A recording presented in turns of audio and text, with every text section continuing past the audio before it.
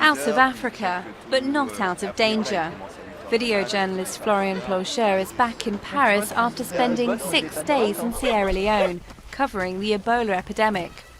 His work brought him in close contact with victims of the disease, putting him at risk of infection. He's still in the 21-day incubation period. You mustn't panic because that becomes difficult to cope with psychologically. But at the same time, you must be careful. You must listen to your body and also respect the fears of those around you. Journalist Elise Menon spent a week in Liberia for French television programme Envoi Spécial. While she took her temperature 3 or 4 times a day on her return, her colleagues were relaxed around her. I was lucky to be in a newsroom where I wasn't rejected, as has been the case in other newsrooms. That's to say that I was able to go back to work without being blacklisted. People still kiss me on the cheek and continue to work with me.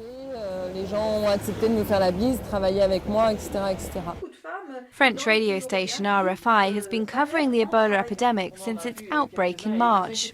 Presenter Claire Hedden travelled to Guinea to host 2 special programmes about the disease. But many of her colleagues, she says, are too scared to go.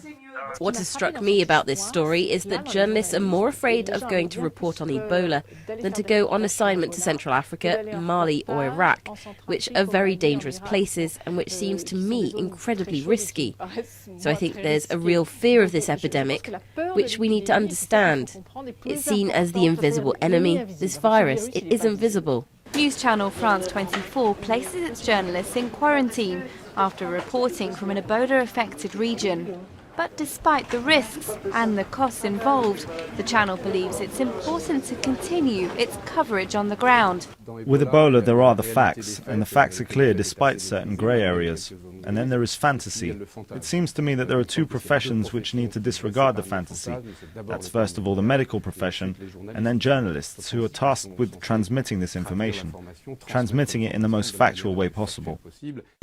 But as governments attempt to cut access to the worst affected countries, there's a growing realisation that the fear of Ebola is spreading faster than the disease itself.